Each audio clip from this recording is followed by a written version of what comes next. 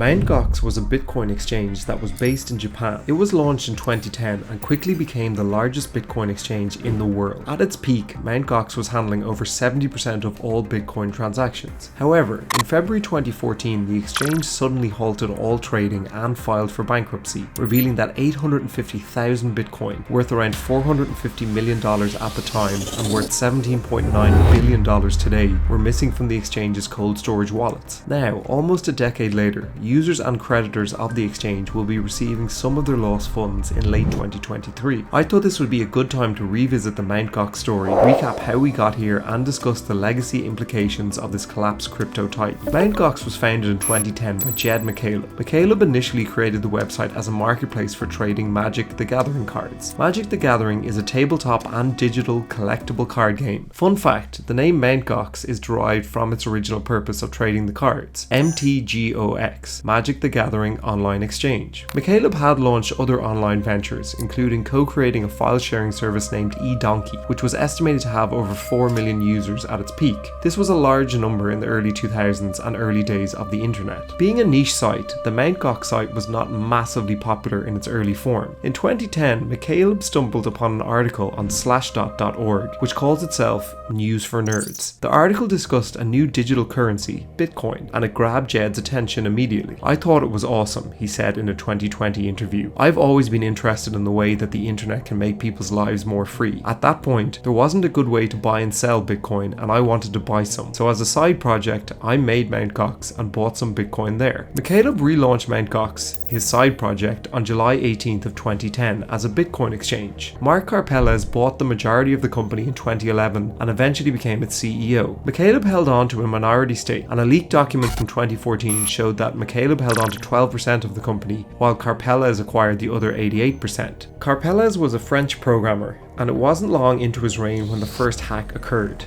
In June 2011, Mt Gox was offline for several days and the sum of $8 million was stolen by hackers. At this stage, the Bitcoin price had risen to over $30, and Mt Gox was a crucial part of the crypto's ecosystem. Enthusiasts well known in the early days of Bitcoin, including Jesse Powell and Roger Ver, pitched in to help get the exchange up and running. Both have previously commented on how relaxed and borderline unfazed Karpelés was about the hack and stolen funds. In fact, he was heavily disinterested in most of the business's activities. An anonymous insider told Wired magazine in 2014, Mark liked the idea of being CEO, but the day-to-day reality bored him. Despite this, Karpelés was a single individual who had to approve all of the website software updates, which, according to developers, could take weeks to happen, leaving the site and crucially customer funds exposed and vulnerable. This was the least of the exchange's problems. US authorities had seized over $5 million worth of funds as they had not filed the correct paperwork, and a former business partner, Coin Labs, was suing the exchange for $75 million. In 2013, Mt Gox began experiencing a large number of withdrawal problems, with users reporting that it was taking weeks or even months to process their requests. Despite this, the exchange continued to operate, although it dropped from the #1 exchange in the world to third, behind Bitstamp and BTC China. Then, in February 2014, the exchange suddenly halted all trading and filed for bankruptcy, revealing that 850,000 Bitcoin were missing from the exchange's cold storage wallets. Karpelés initially blamed the Bitcoin protocol itself. He stated that the coins had been stolen as a result of a, quote, transaction malleability bug in the Bitcoin protocol, but this explanation was later disputed by many in the Bitcoin community. Karpelés called a press conference in Tokyo, where Mt Gox was headquartered, to announce the bankruptcy.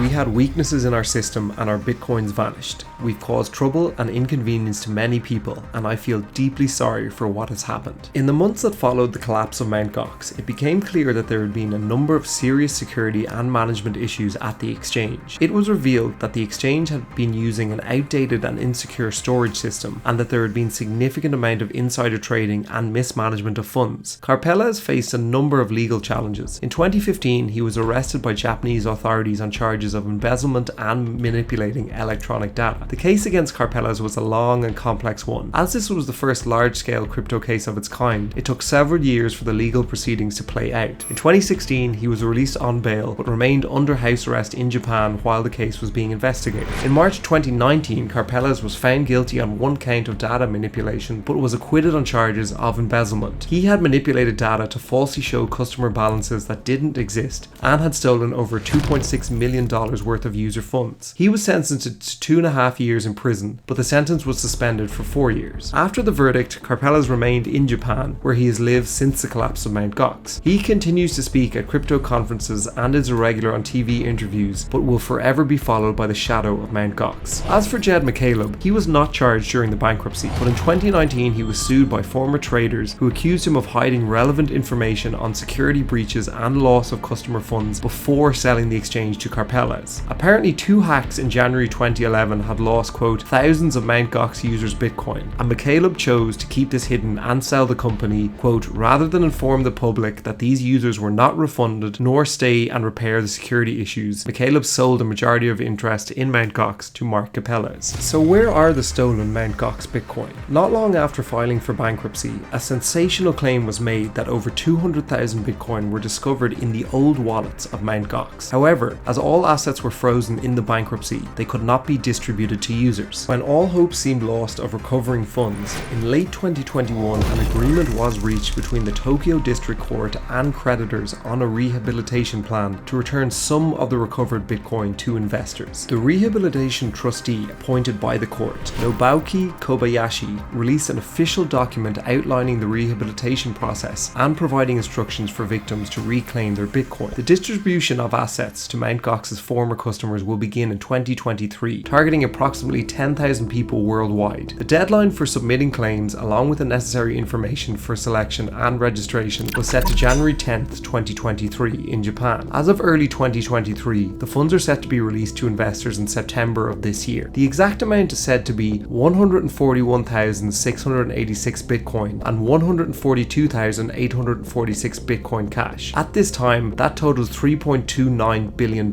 This fund's return in itself caused FUD to spread amongst Bitcoin investors, as the danger of users selling or dumping this volume of Bitcoin on the market could result in a price collapse. However, the daily trading volume of Bitcoin is currently closer to 18 billion, so the impact is likely to be much milder than feared. Thank you for watching all the way to the end. If you enjoyed this video, please share your thoughts in the comments below and subscribe to Know About Crypto for more stories like these.